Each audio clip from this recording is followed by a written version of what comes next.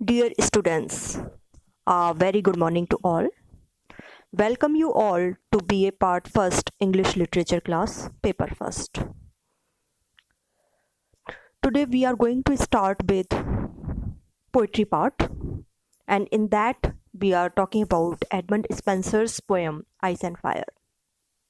So before coming to the poem, let me tell you that a poem is a piece of writing in which the words are chosen for their beauty and sound, and they are carefully arranged often in short lines which rhyme.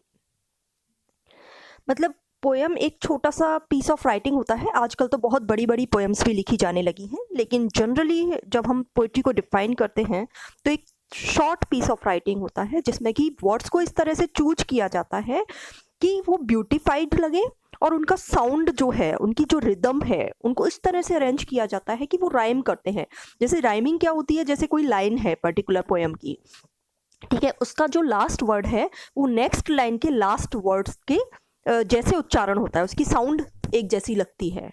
जैसे मैंने कहा जैसे great, heat, sweat, इस तरह से एक जैसे rhyming लग रही है ना इनकी. सो that is called a poem. Poem में बेसिकली म्यूजिकल क्वालिटी होती है. दे कैन बी संग एज सच. वर्ड्स लाइन्स में राइमिंग होती है, रिदम होती है एक. सो that is called a poem.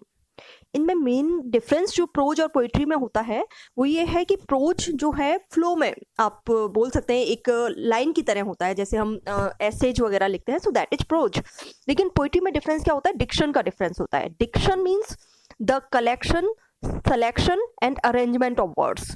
किस तरह से आप वर्ड्स को कलेक्ट कर रहे हैं ताकि उनकी रिदम राइमिंग बहुत अच्छी हो, किस तरह से उनको सेलेक्ट कर रहे हैं और किस तरह से उनको अरेंज कर रहे हैं पोइट्री में कि लास्ट वर्ड के साथ लास्ट वर्ड मैच करना चाहिए. And all these things are there, right? So, well, let me tell you certain facts about Edmund Spenser now. Edmund Spenser, he was born in 1552 and he died in 1599. यदि हम बात करें Edmund Spenser की, तो Edmund Spenser का जन्म हुआ था 1552 में और उसकी मृत्यु हुई थी 1599 में, right? Edmund Spenser is a great Elizabethan poet. अब एलिजाबेथन एरा कौन सा है वो मैं आपको बता चुकी हूँ. 1558 से 1603 का एरा जो है इंग्लिश हिस्ट्री में उसको एलिजाबेथन एरा कहते हैं. There are so many characteristics of the Elizabethan era which I have depicted in the handout that I have given you in the PDF form, right? So that is there. So he was born in East Smithfield and he was educated or graduated at Merchant Taylor's School and Pembroke Hall, Cambridge. His main works are Sappho's Calendar, Fairy Queen and Amoretti.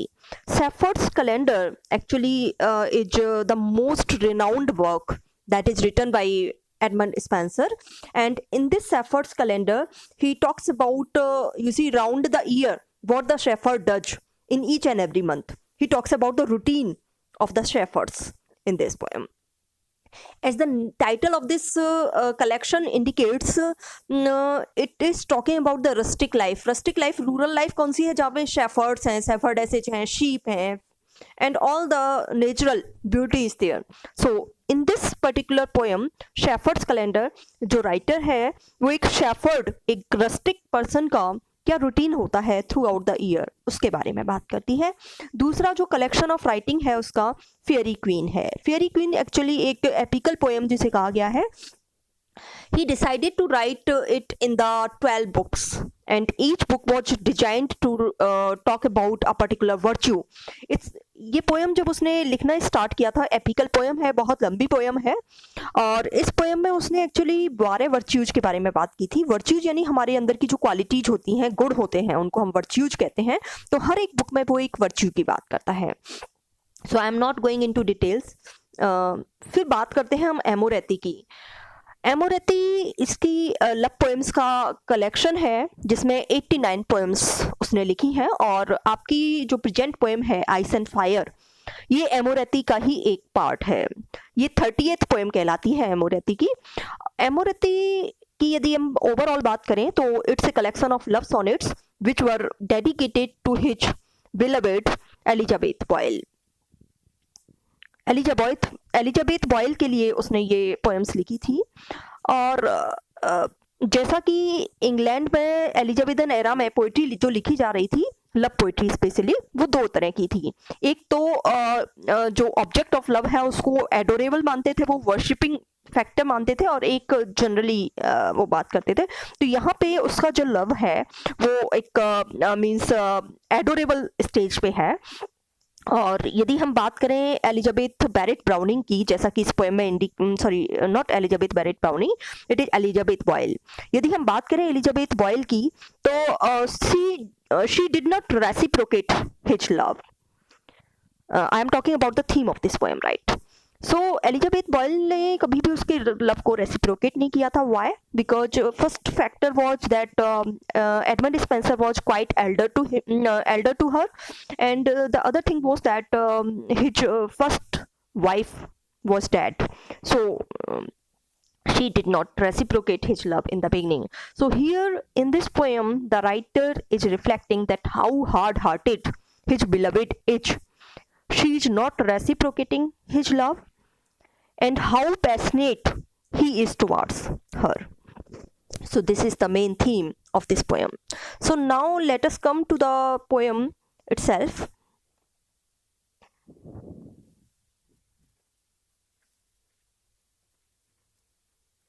Ice and fire. My love is like to ice and I to fire. How comes it then that this her cold so great is not dissolved through my so hot desire, but harder grows the more I her entreat.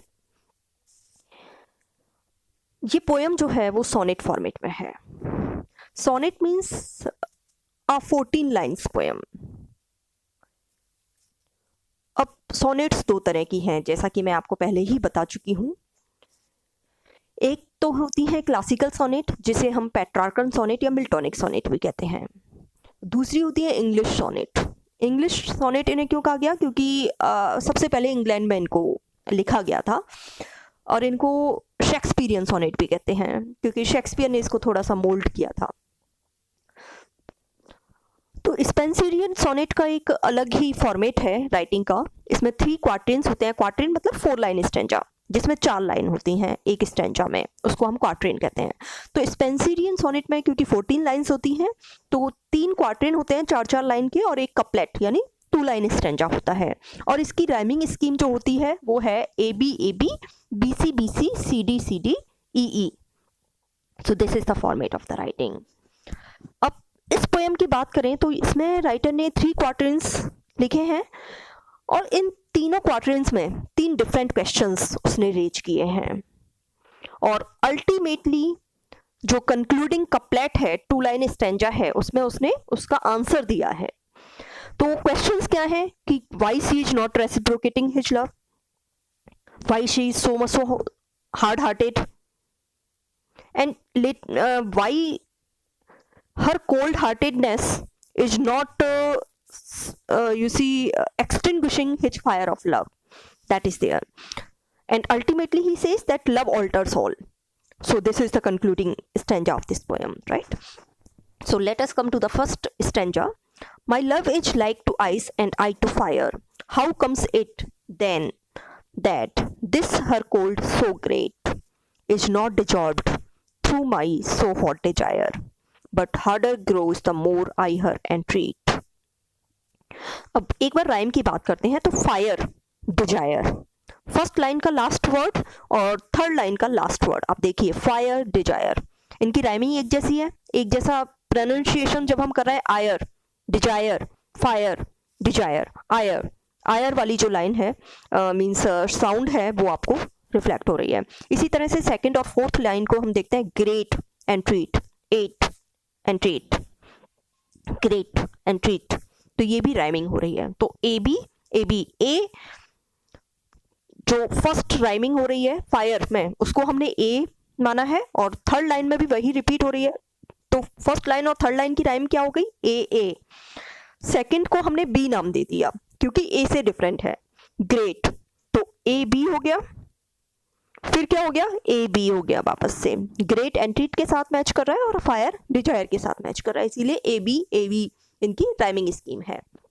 So now the writer says, अब यहाँ पे यदि हम title की बात करें poem का, तो आइस एंड फायर, यहाँ पे राइटर ने एक मेटाफर यूज किया है। उसकी खुद की जो लव फीलिंग्स हैं उसको उसने फायर से रिफ्लेक्ट किया है, फायर से आइडेंटिफाई किया है, और उसकी बिलवेड जो है उसके लव को उसने आइस के साथ, क्योंकि आइस कैसी होती है, कोल्ड होती है।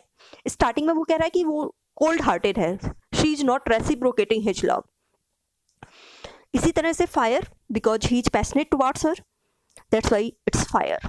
तो आइस एंड फायर यहाँ पे क्या है, मेटाफर है, right. And both are contradictory to each other, दोनों एक दूसरे के अपोजिट हैं। कैसे, क्योंकि आइस अल्टीमेटली जब मेल्ट होती है तो वो फायर को एक्सटिंग्विश कर सकती है, और इसी तरह से फायर को यदि वाटर के पास लाया जाए या आइस के साथ लाया जाए तो वो मेल्ट हो जाएगी उससे, ठीक है ना। ये कॉन्ट्राडिक्टरी है ना एक दूसरे की, लेकिन फिर भी वो कह रहा है कि मेरी फायर जो है उस आइस को बहुत ज़्यादा हार्ड कर रही है, मीन्स उसका, मैं जितना पैशनेट हूँ उसके लिए उतना ही वो कोल्ड हार्टेड है मेरे लिए, right. So ice and fire, how comes it, my love is like to ice and I to fire. My love here refers to the beloved. My beloved is very cold-hearted towards me. She is just like ice, which is very much cold, and I to fire, and I have passionate feelings towards her, just like the fire. How comes it then that this her cold so great is not dissolved through my so hot desire?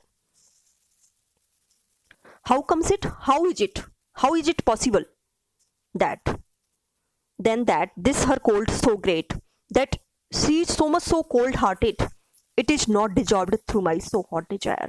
Dissolved melt होना के sense में है, so it is not melted with my hot passionate desires towards her, but harder grows the more I her entreat. Harder grows means it becomes very much hard the more I her entreat. Entreat means I pray or show my love towards her.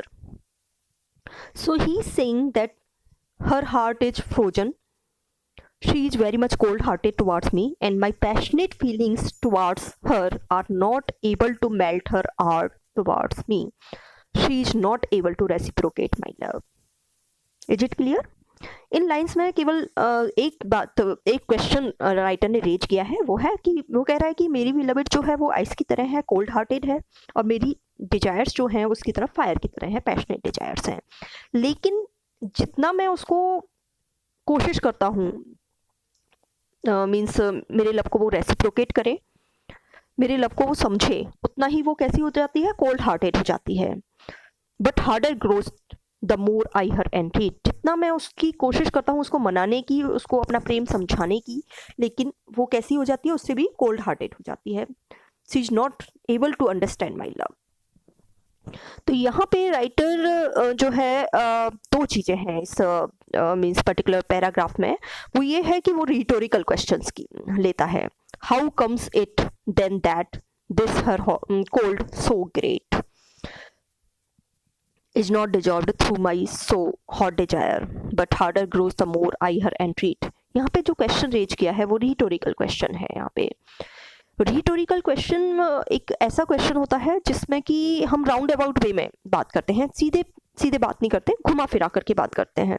अब यहाँ पे writer कह रहा है कि ऐसा कैसे हो सकता है कि आइस और फायर तो एक दूसरे के अपोजिट हैं, वो एक दूसरे से, आइस मेल्ट हो जाती है फायर को देख करके, और फायर मीन्स एक्सटिंग्विश हो जाती है when it comes into contact with the ice।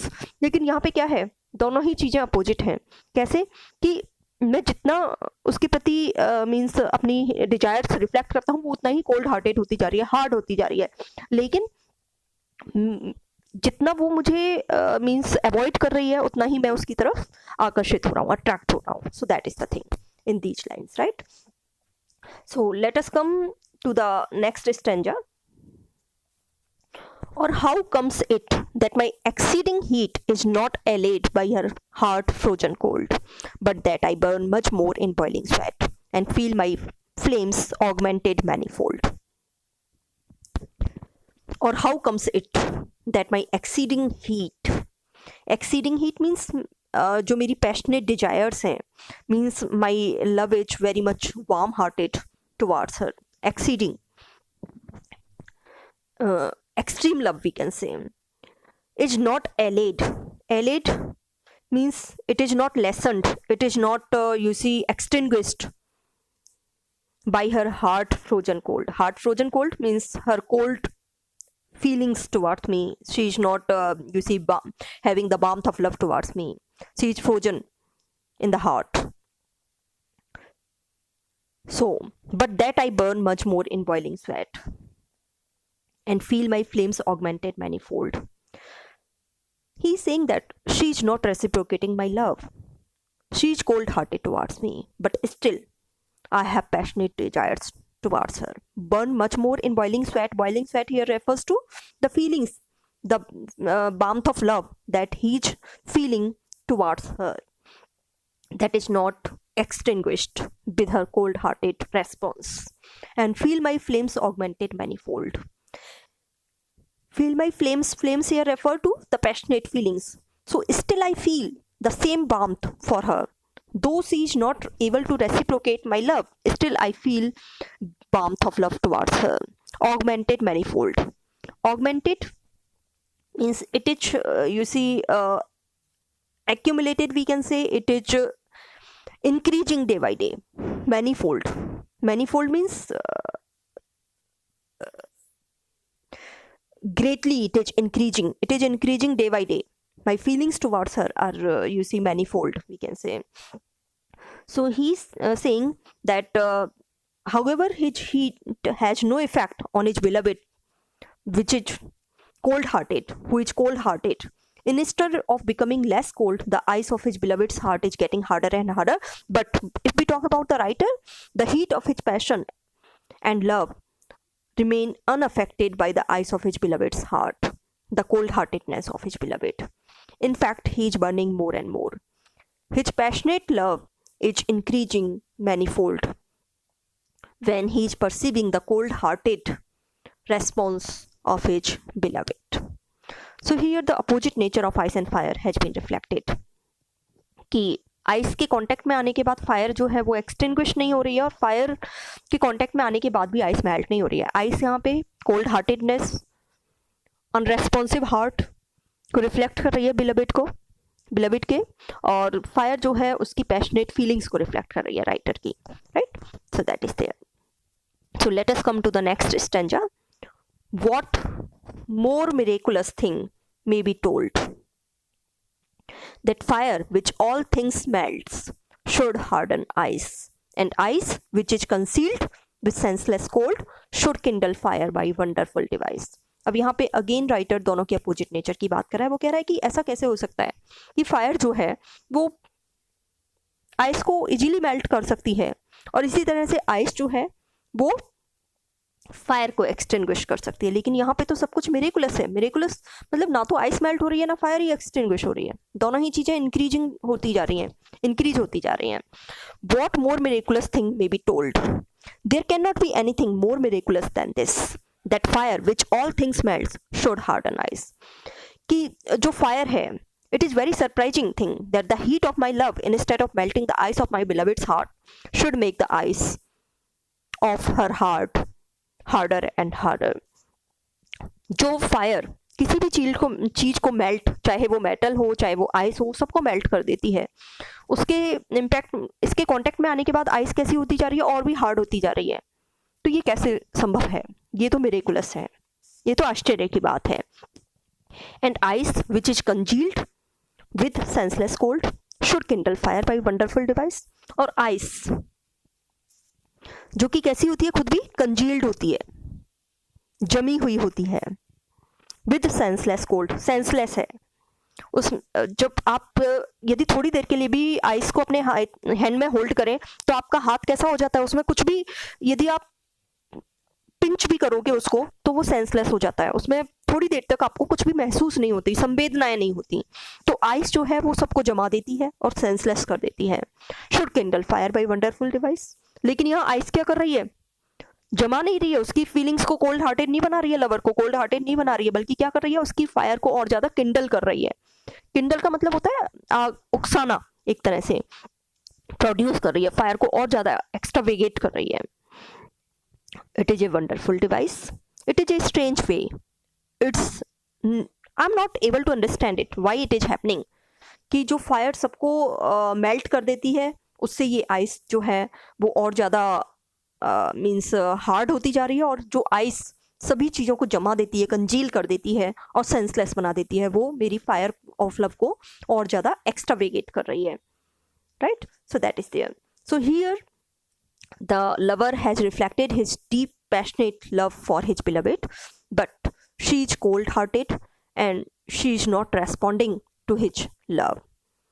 Here he compares his love with fire and his beloved's heart with ice. He says that it is great miracle that fire, instead of melting ice, it is hardening it. He shows his love towards her, but that beloved is growing colder and colder. She is not responding to his love. She is not having any feelings for her. But his beloved's cold behavior is increasing his passionate love for her. So, here in the last concluding couplet, he gives the answer of all the three rhetorical questions that he has posed in the three quatrains. Such is the power of love in gentle mind that it can alter all the course of kind. ये क्यों हो रहा है, ice fire को क्यों नहीं extinguish कर पा रही है, या फिर फायर जो है वो आइस को क्यों नहीं मेल्ट कर पा रही है, उसका आंसर इस पैराग्राफ में, इस कपलेट में राइटर ने दिया है। Such is the power of love. Why it is happening? Because it is the power of love. He is having so much so love towards her that she is unresponsive, still he is feeling towards her, that it can alter all the course of kind. Love में इतनी power है कि वो सारी चीज़ों को change कर देती है, ये कहना चाह रहा है writer. So he says that his love is gentle and he has true love for his beloved. His love is passionate towards her. It is like fire, but it has not the natural effect of lessening the coldness of his beloved's heart. The more he loves, the colder his beloved's heart becomes. So it is happening because he has the true feelings towards her. That's why both the things are sustaining side by side. उसकी जो coldness है वो writer के love को कम नहीं कर रही है, ये कहना चाह रहा है writer. So this poem is completed. You can contact me if you have any problem in this poem. Right? Thank you all.